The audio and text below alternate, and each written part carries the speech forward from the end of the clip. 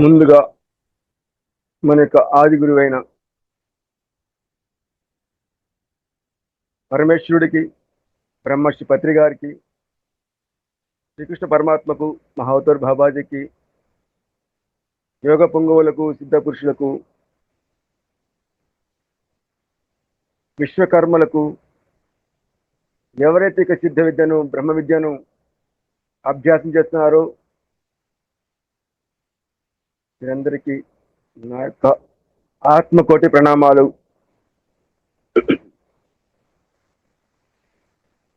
Thank you అండి. So నేను ఇవాళ వచ్చానమ్మా అరుణాచలం నుంచి. సో అరుణాచలంలో మా గురుగారి బర్త్డే అయింది నిన్న రమణ మహర్షి గారి బర్త్డే కూడా.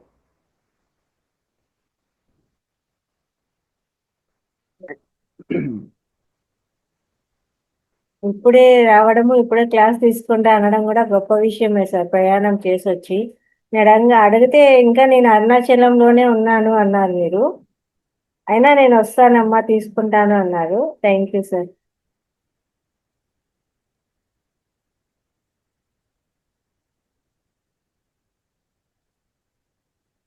ధనంజయ్ సార్. సార్ సార్ ఆనంద బ్రహ్మానంద గురుజీ. ఆనంద బ్రహ్మస్వామి. 5 minutes మీ యొక్క అనుభవం చెప్తారు సార్ సార్ ఎక్స్ప్రెస్ చెప్పారు మీ అనుభవం. ఫస్ట్ శ్వాస మీద ధ్యాస చేస్తున్నప్పుడు వాస్తవికంగా ఎరక స్థితిలో ఉండేవాళ్ళం కాదు సార్. అలా చేస్తూ నిద్రలో ఉండేవాళ్ళము, ఎరక స్థితిలో ఉండేవాళ్ళం తెలిసేది కాదు సార్. ఈ క్రియాయోగం వల్ల శ్వాసలు తగ్గాయి. తర్వాత మన ధ్యాన స్థితి కూడా బ్రహ్మాండంగా కుదురుతుంది సార్. అంటే మనలో శ్వాసలు తగ్గడము, జీవన శైలిలో మార్పు జరగబడుతుంది. నా మీద నేను ఎరక అనేది సంపూర్ణంగా తెలుసుకోగలుగుతున్నాను సార్.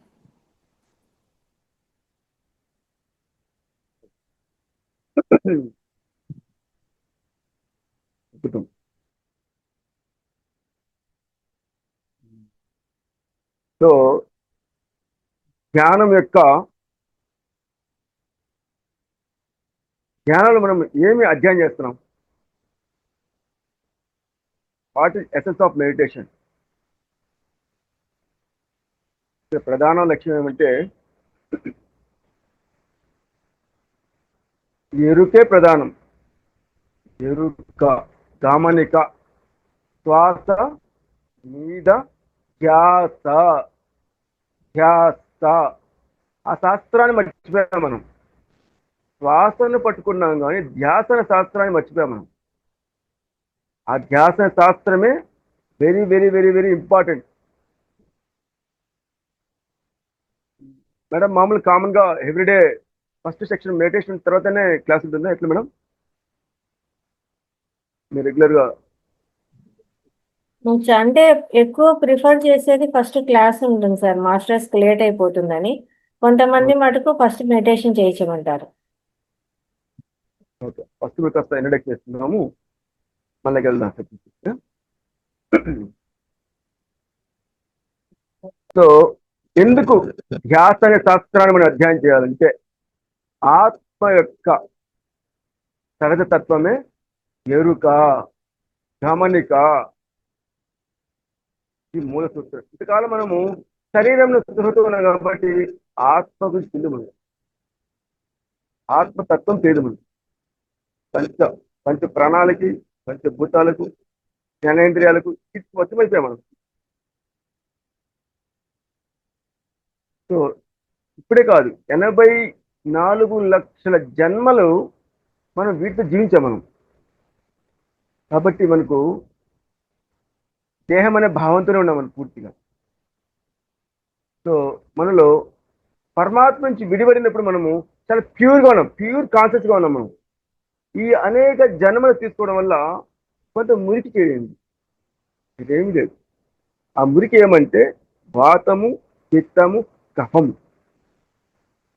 3 రకాల రోగాలకు, జన్మలకు, కర్మలకు, పిచ్చికి, అన్నిటికీ మూలం ఈ మూడే. చాలా మందికి తెలియదు. ఆయుర్వేదంలో ఇది చెప్తారు, బట్ ఇది ఆధ్యాత్మికంలో భాగం కూడా ఇదే.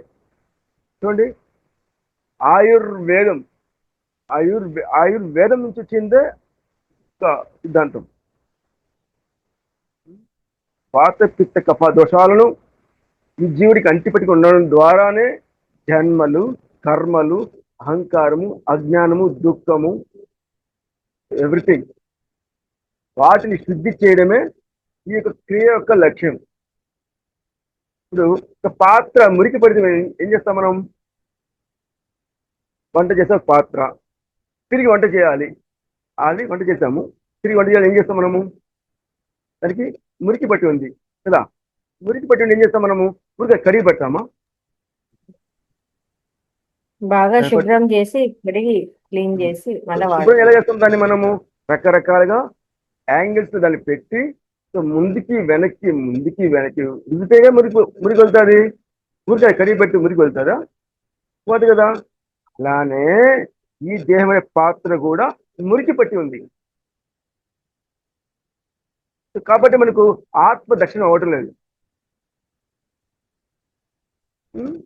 దేహం అంటే ఏ దేహం? ఇక్కడ మనకు పాయింట్ ఏమంటే, ఈ దేహం కాదండి, బాగా అర్థం చేసుకోవాలి. ఈ ఫిజికల్ బాడీ కాదు. సో కర్మలు, రోగాలు అన్నీ ఉండేది ప్రాణమయ శరీరంలో ఉంటాయి. సో మనము చనిపోయేది ఈ ఫిజికల్ బాడీ మాత్రం బాడీ వెళ్తుంది, కానీ ప్రాణమయ శరీరానికి చావులేదు. సో ఈ కర్మాస్ అన్ని అందులో ఉంటాయి కాబట్టి మళ్ళీ మనం పుట్టేటప్పుడు, మనం చనిపోయేటప్పుడు ఎంతటి అశుద్ధితో చనిపోతామో, మళ్ళీ పుట్టేటప్పుడు అంతటి అశుద్ధిలో మళ్ళీ పుట్టుతాము. మన పెద్దలు ఏం చెప్పారు మనకు? దీపం ఉండగానే ఇల్లు చెక్కబెట్టుకోవాలని చెప్పారు. దీపం ఉండగానే ఇల్లు చెక్కబెట్టుకోని చెప్పారు. ఎక్కడ దీపము? ఇక్కడ దీపము. ఈ దివ్య జ్యోతి ఉండగానే మన ఇల్లు ఏది? ఇది మన ఇల్లు. ఈ భూమండలం మన ఇల్లు. ఈ దేహమా మన ఇల్లు? మనం ఉంటున్న ఇల్లా మన ఇల్లు? ఎక్కడి నుంచి మనం వచ్చామో అది మన ఇల్లు.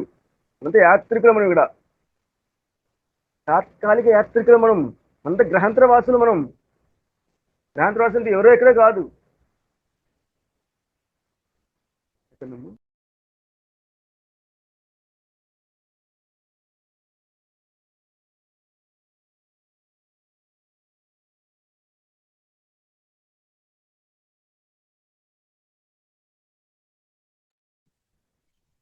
సో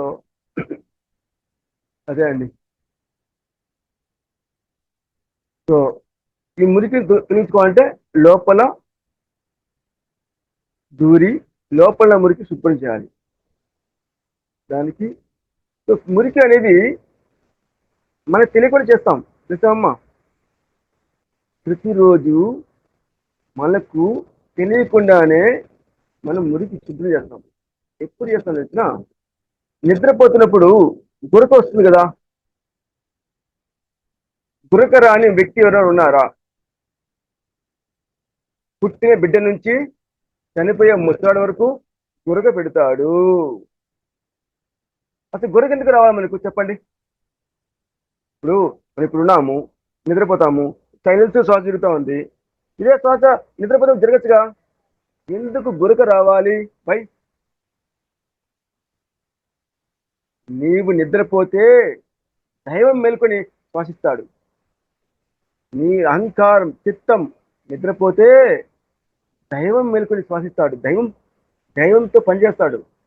ఆ దేవుడు పనిచేసి లోపల మురికి శుభ్రం చేస్తాడు. సో లోపల మురికి చూడండి, నిద్రపోయి లేవగానే నోట్లో చిక్కొస్తాడు, ఎంగులు బయటకు తీసింది. లోపల అనవసరం వ్యర్థాలను క్లీన్ చేస్తాడు. ఇప్పుడు మరి ఆ గురక అనేది కంటిన్యూగా వస్తుందా? నిద్రపోయినప్పటి నుంచి నిద్ర లేచేందుకు గురక వస్తుందా? రాదు కదా. సర్టన్ టైం మాత్రమే, ఒక హాఫ్ అన్ అవర్ 1 అవర్ మాత్రమే వస్తుంది గురక. చూడండి, ఆ గురకలో కూడా రకరకాల మార్పులు ఉంటాయి. మీరు గమనించాలి. డిఫరెంట్ డిఫరెంట్ స్టైల్లో మురికి పెడుతుంటారు గురుకు అనేది. ఎందుకంటే ఆ సందర్భం బట్టి, ఆ వ్యక్తి యొక్క తీసుకున్న ఆహారం బట్టి, లోపల పేరుకున్న మురికిని బట్టి భగవంతుడు రకరకాల పద్ధతులు. ఇప్పుడు ఫర్ ఎగ్జాంపుల్, పాత్ర మురికి పెడితే దానికి మనం ఇలానే పెట్టి కడుగుతామా? రకరకాల డైమెన్షన్ పెట్టి రుద్దుతాం మనం. సో రుద్దేటప్పుడు ఒక దగ్గర ఎక్కువ గట్టిగా ప్రెస్ చేస్తాము, ఇంకో దగ్గర తక్కువ మురికి ఉంటే తక్కువ ప్రెస్ చేస్తాం కదా. అలానే భగవంతుడు కూడా ఈ దేహమైన పాత్రలో మురికి ఎక్కువ చేరిపోయినప్పుడు రకరకాల పద్ధతులు ఆ శ్వాస గదులు నడిపి మురికి శుభ్రం చేస్తాడు. కాస్త కూస్తూ ఎవ్రీడే కంప్లీట్గా ఆయన చేస్తాడు. మనం చేయకపోయినా ఆయన ఖచ్చితంగా చేస్తాడు. మనం తీసుకునే ఆహారం ద్వారా 70% మాత్రం బయటకు వెళ్తుంది, 30% లోపల అయిపోతుంది. ఇది ఎవరికి తెలియట్లేదు. అందరూ తింటే బలం వస్తుంది, తింటే బలం వస్తుంది కాదు. ఫస్ట్ ఉన్నదా చెత్త పోగొట్టుకో కరెక్ట్గా. తెలియట్లేదు ఎవరికి. చూడండి, చాలా మంది ఫాస్ట్ కడుపు చేస్తుంది. ఎందుకు? లోపల ఎవ్రీడే 30% వ్యర్థాలు పెరిగిపోతున్నాయి మనకు. కనుకనే మనకు ఫాస్ట్ కడుపు వచ్చేస్తుంది, అక్కడి నుంచి ఒళ్ళు వచ్చేస్తుంది. ఎప్పుడైతే మన లోపల వ్యర్థాలు ఆగిపోతుందో రక్తంలో ఈ వాత పిత్త కఫాలు పెరిగి సో శరీరానికి రోగగ్రస్తం చేస్తుంది. ఇవన్నీ ఎక్కడ జరుగుతాయి? ఈ ఫిజికల్ బాడీ కాదు, ఫస్ట్ ప్రాణమయ శరీరం జరుగుతుంది, తర్వాత ఫిజికల్ బాడీకి వస్తుంది. ప్రాణమయ శరీరంలో 6 నెలలు ఈ ఫిజికల్ బాడీకి రావాలంటే 6 నెలలు ముందే వచ్చింది ప్రాణమయ శరీరంలో. మనము ఇప్పుడు చేపించే సాధన వచ్చి ఈ ఫిజికల్ బాడీకి సంబంధించిన సాధన కాదు, ప్రాణమయ శరీరానికి సంబంధించిన సాధన ఇది. ఈ సాధన ఎక్కడ చేస్తామంటే మనం తల్లి గర్భంలో ఉన్నప్పుడు ఎలా శ్వాసించాం? మనం తల్లి గర్భంలో మనం ఉన్నప్పుడు ఎలా శ్వాసించామంటే మనం నీటిలో మనం ఉన్నాం కదా. ముక్కులో నీరుంది, లంగ్స్లో నీరుంది. మరి ఆ బిడ్డ నీటి మధ్యలో ఉంటాడు, ఉమ్మందిని మధ్యలో ఉంటాడు. ఆ తల్లికి బిడ్డకి మాత్రమే ఒక బొడ్డు నుంచి లింక్ ఉంటుంది, ఇంకేం ఉండదు. ఆ బొడ్డు నుంచి ఏమొస్తుందంటే రక్తం వస్తుంది, గ్లూకోజ్ మాత్రమే వస్తుంది. మరి ఆ బిడ్డ ఎలా శ్వాసించాడు? ఈ బ్రహ్మరంధ్రంతో శ్వాసించాడు. అప్పుడు తనకు సంపూర్ణ జ్ఞానం ఉంది. నాకు చావు లేదు, ఇది జీవితం ఒక ఆట, ఇది ఒక పాట, నాకు అనేక జన్మలు ఉన్నాయి, నా సంపూర్ణ ఎరుకుంది. కాబట్టి గర్భంలో ఉన్న ప్రతి శిశువు కూడా యోగీశ్వరుడే, భగవంతుడే. ఎప్పుడైతే మనము తల్లి గర్భం నుంచి బయటకు వస్తామో, తల్లి గర్భం నుంచి బయటకు వస్తామో, బయట గాలి ఎప్పుడు ఎంటర్ అవుతుందో అదే మాయ ప్రపంచంకి వచ్చాము. అది మాయ ప్రపంచం మనకు ఎలా వచ్చిందంటే బయట గాలి పీల్చడం తోటే మనకు మాయ ఎంటర్ అయింది. బయట ఏముంది? Pollution, thought pollution, air pollution, water pollution, ఇవన్నీ ఉన్నాయి ఇక్కడ. ఇవన్నీ కూడా ఈ వాతావరణంలో కలిసిపోయినాయి.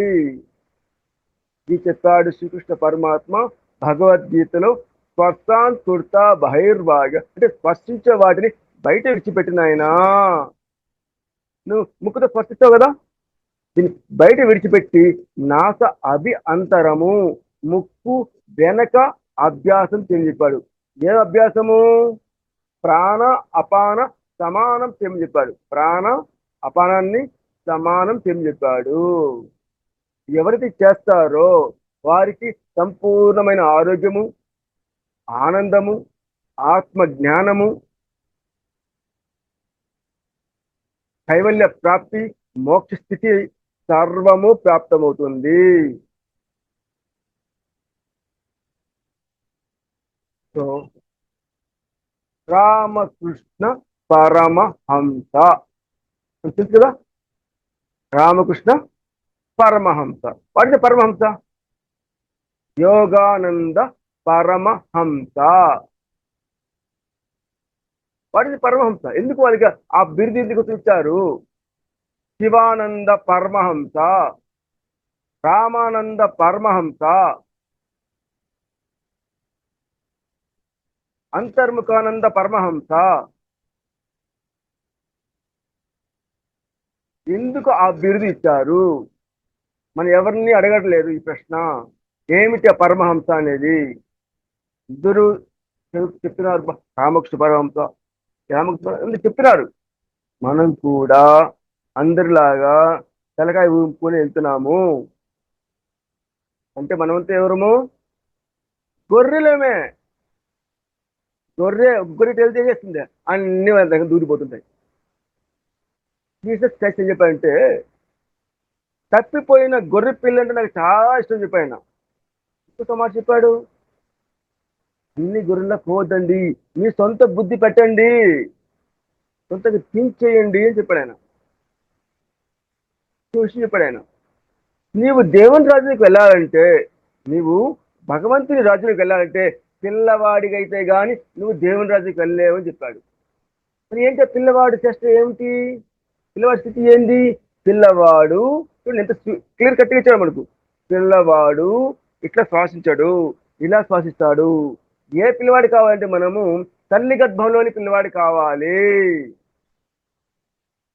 అక్కడ మనం కొచ్చి వేసుకోవాలి. మన చెప్పాడు కదా, అతను చెప్పాడు చిన్నపిల్లడు మనస్తత్వమా అంటే శూన్యమా, నిర్మలత్వమా, ఇంతేనని అనుకున్నాం. దీని వెనుక అసలు సూత్రము ప్రాణగతి, శ్వాస గతి. శ్వాసించడంలో మార్పు వస్తే జీవితంలో మార్పు వస్తుంది. ఇప్పటి వరకు ప్రపంచమంతా ఏం చెప్తుందంటే నీ ఆలోచన నీ జీవితము, నీ ఆలోచన నీ జీవితం ఉంటుంది. ఇది రాంగ్. నీ శ్వాస గతి బట్టే నీ ఆలోచన, నీ శ్వాస గతిని బట్టే నీ ఆలోచన, నీ ఆలోచన బట్టి నీ జీవితం. శ్వాసించడంలో తేడా వస్తే నీ ఆలోచన తేడా వస్తుంది. ఇది మూలము, మూల సూత్రము. ఎందుకు ఆ వ్యక్తిగా అటువంటి ఆలోచిస్తాడంటే వాడు శ్వాసించడంలో తేడా ఉంది. పొల్యూషన్ శ్వాసిస్తున్నాడు వాడు, వాడు మనిషి పొల్యూషన్ అయిపోయాడు, పొల్యూషన్ అయింది. పొల్యూషన్ ఆలోచన వస్తాయి, పొల్యూషన్ భావం వస్తుంది. మనం ఇవాళ కొత్త విషయం నేర్చుకున్నాము. శ్వాస గతి మారితే ఆలోచన విధానం మారుతుంది, ఆలోచన విధానం మారితే జీవితం మారుతుంది.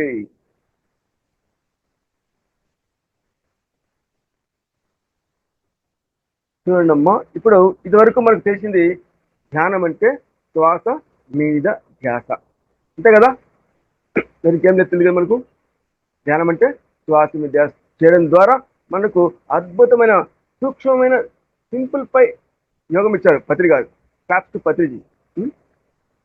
సులువైన పద్ధతి, బట్ అంత సులువు, ఎంతో గొప్పదైన సులువు చేస్తుంది. ప్రపంచం అంతా అలా కొట్టుకుపోతా ఉంది. కొంచెం కొద్దిగా కాంప్లికేటెడ్ పెట్టామంటే వాళ్ళు రారు అనేసి దాన్ని ఈజీగా ఉండరా, ఇలా కూర్చోడరా బాబు, ఎక్కడైనా కూర్చోడరా అనేసి ఫస్ట్ వాళ్ళు రప్పించడం కోసం వేస్తారు అందరికీ. వాళ్ళు దీనిలోకి వచ్చిన తర్వాత దీని లోతు అర్థమవుతాయి తెలిసానికి.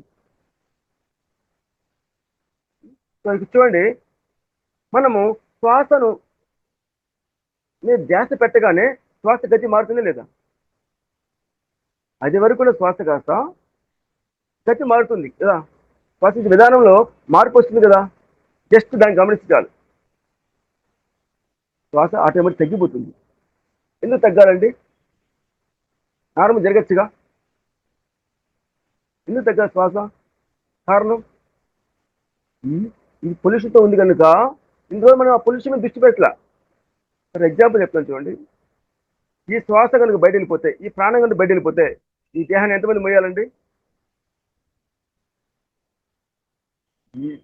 ఈ దేహంలోంచి ప్రాణం కనుక బయట వెళ్ళిపోతే ఈ దేహాన్ని ఎంతమంది మోయేస్తారు?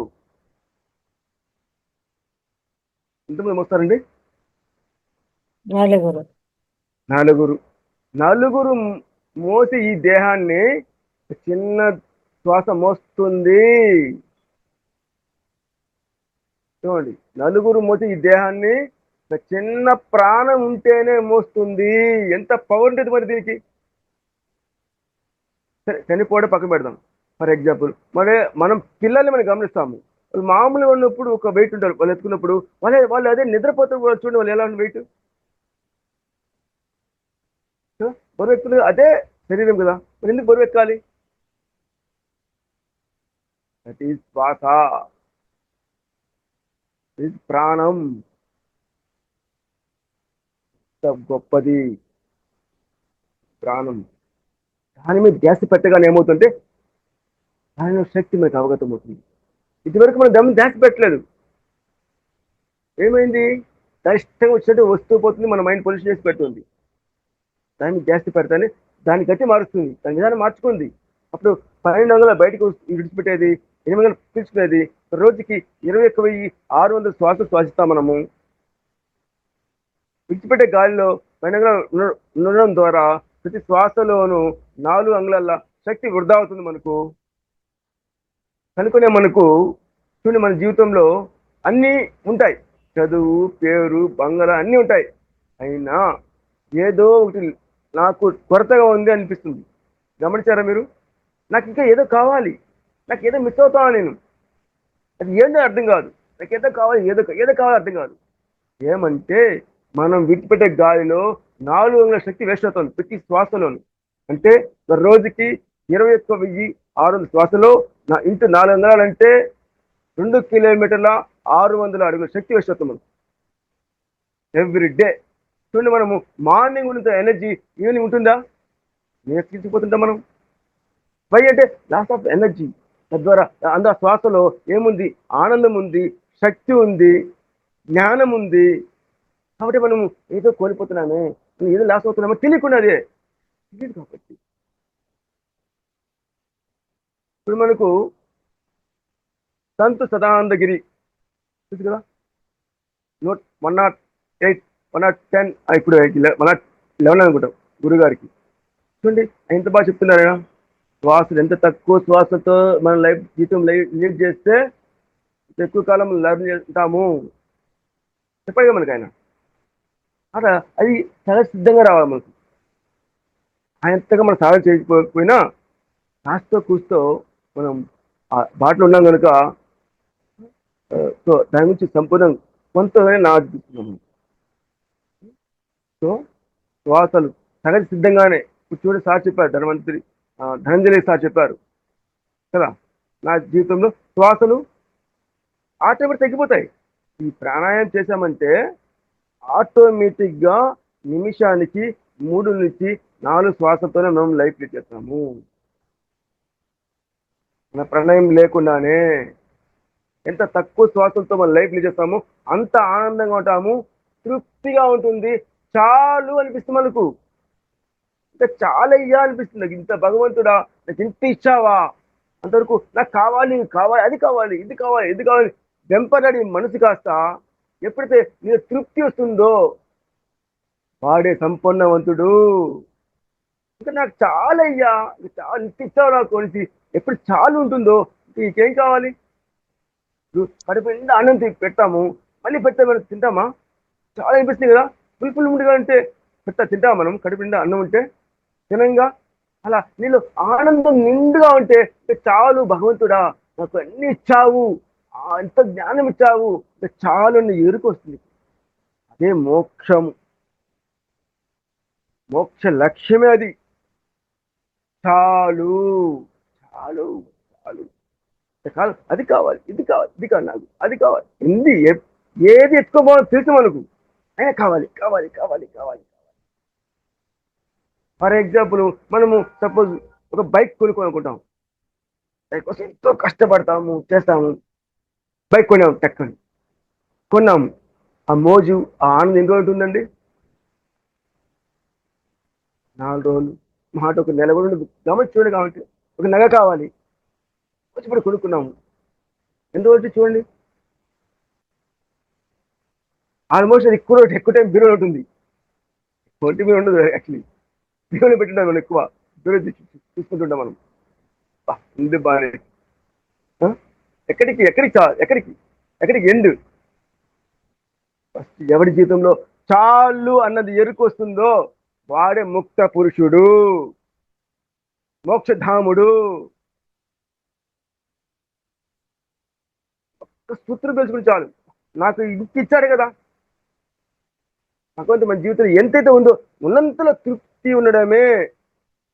ఇంత తృప్తి కావాలంటే నీలో శక్తి ఎక్కువ ఉంటేనే తృప్తి వస్తుంది. నీలో శక్తి లోపిస్తే అసంతృప్తిగా ఉంటావు. ఎక్కడ శక్తి కావాలి? నీ వెన్నుపూస మధ్యలో. నీ వెన్నుపూస మధ్యలో శక్తి తగ్గే కొద్దికి ఏదో లోపిస్తాము, ఏదో కోల్పోయే ఫీలింగ్ ఉంటుంది మనకు. అదే నీ వెన్నుపూసలో కనుక శక్తిని నిండుగా ఈ దేహంలో కుండలో నీరు అగ్నిని నిండుగా పెట్టామంటే తృప్తి, ఇక చాలు. ఎంత పోసినా నాకు కింద పోతుంది, నాకు చాలు అని ఎరుకొస్తుంది.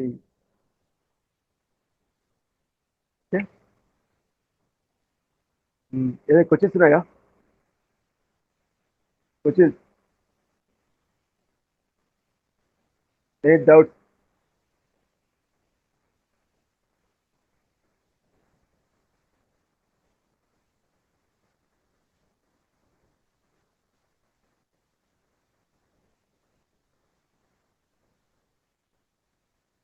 క్వశ్చన్స్ ఉన్న వాళ్ళు హ్యాండ్ రైజ్ చేయొచ్చండి.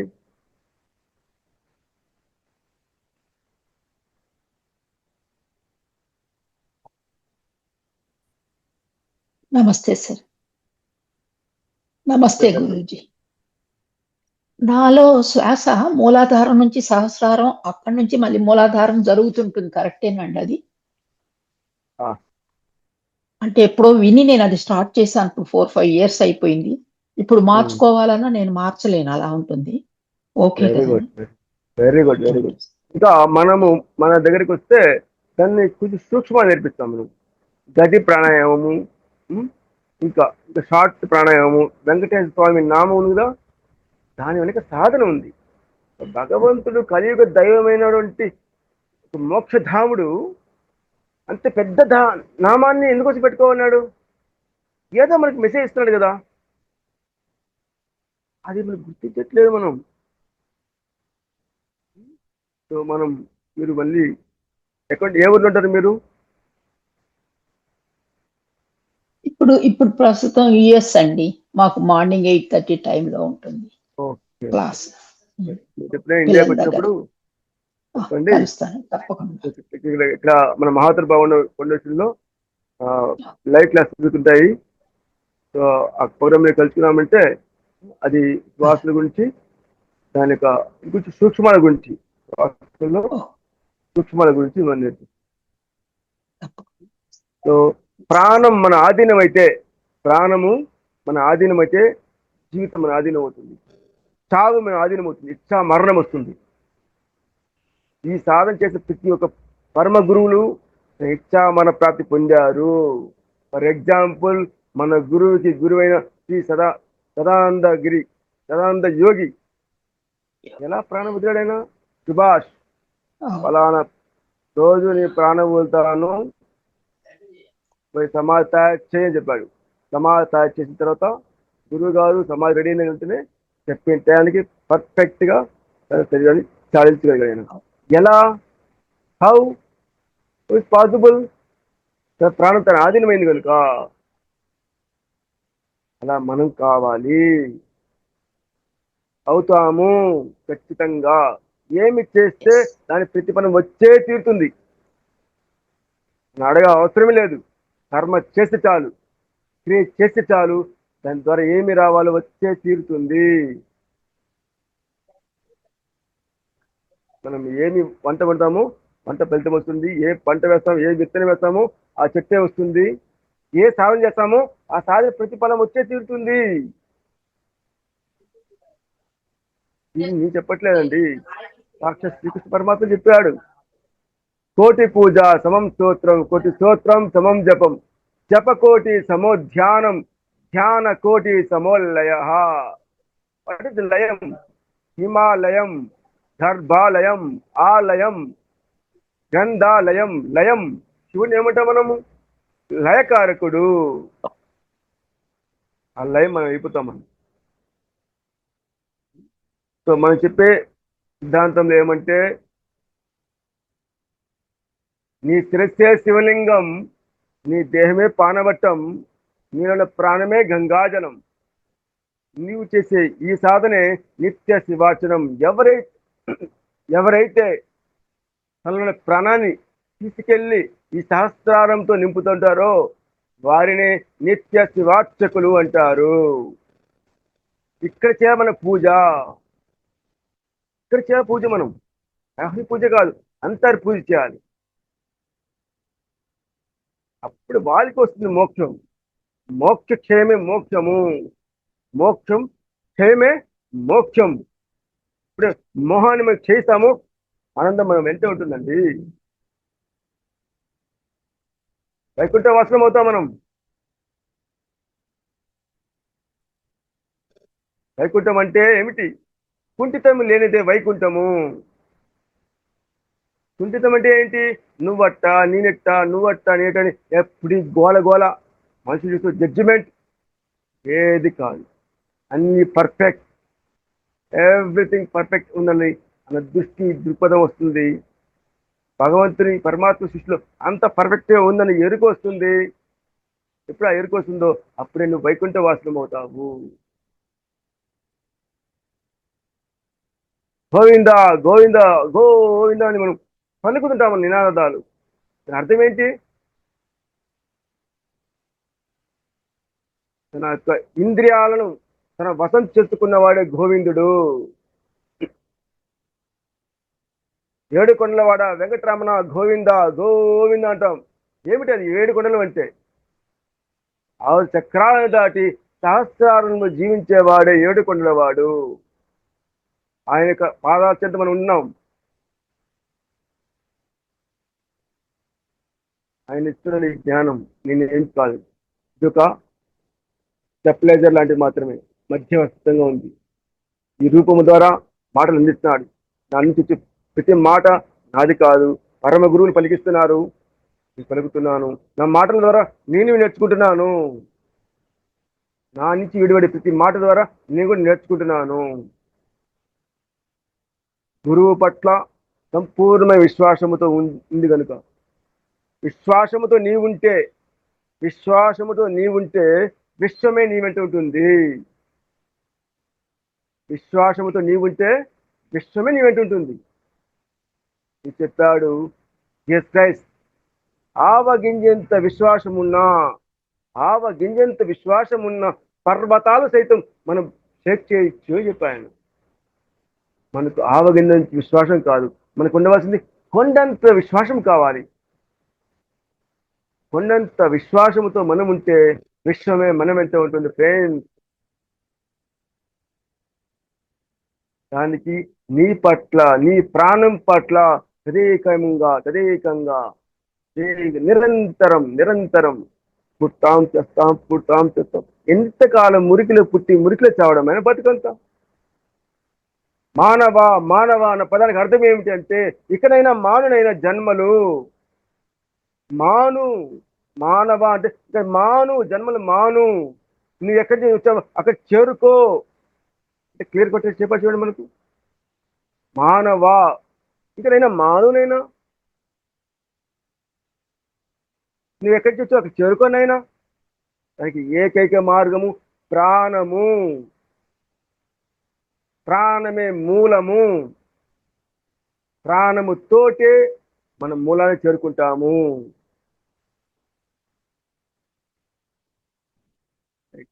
ఇంకమ్మా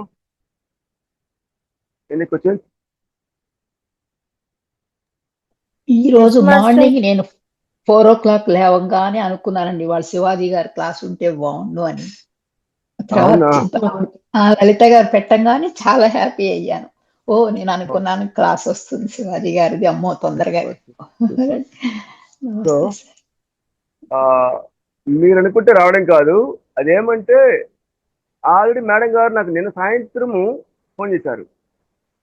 సో ఆల్రెడీ ఆ మెసేజ్ ఓకే కనుక అది మీకు అనింది, ఆ ఫ్రీక్వెన్సీ మీకు ఉంది, మీలోని భగవంతుడు మీకు ప్రేరణ కలిగించాడు అనమాట.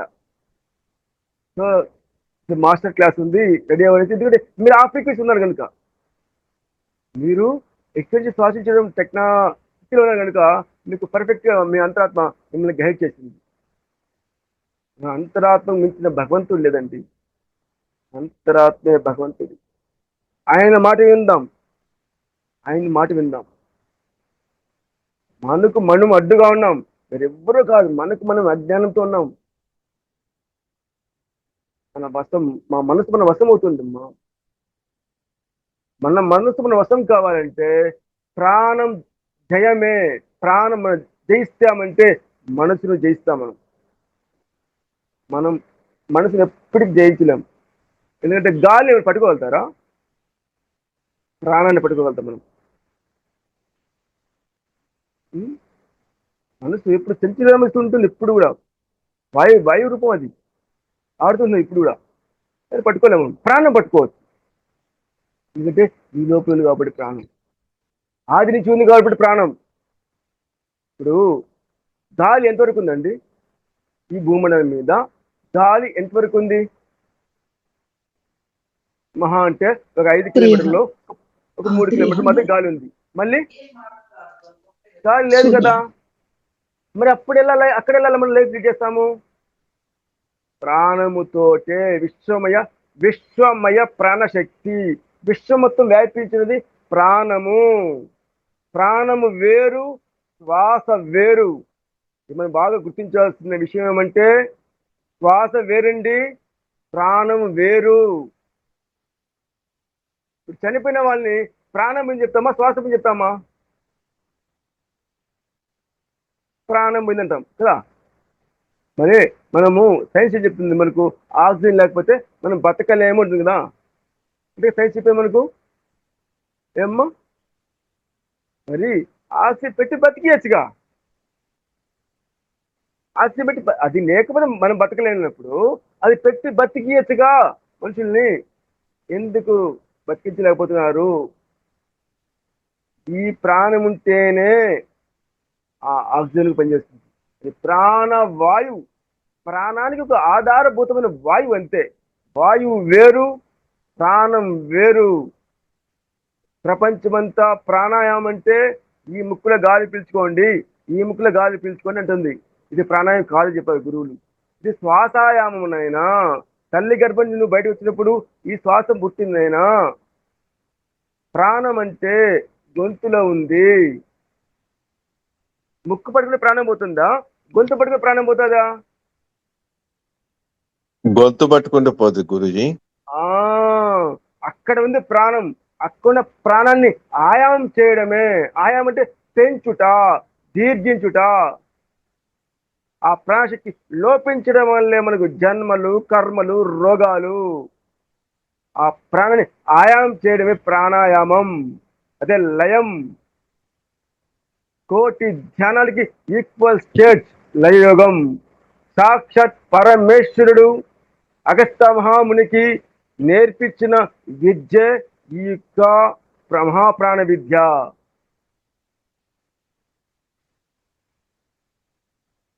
ఇది ఉపనిషత్తులు, వేదము, ఉత్తర గీత, భగవద్గీత, సత్యగీత, గురుగీత, లలిత శాస్త్రంలోని లలిత శాస్త్రనామంలోని సారాంశం మొత్తం ఈ వేదమే, ఈ ప్రాణమే. ఈ ప్రాణకి ఉంచే ఉంది మొత్తము. ఆ చూసే దృష్టి కాకపోతే డైరెక్ట్ గా లేదు, ఇండైరెక్ట్ గా చెప్తూ వచ్చారు అంతా. అది చూసే దృష్టి మనకి కావాలి, దాన్ని గ్రహించే యుక్తి మనకి కావాలి.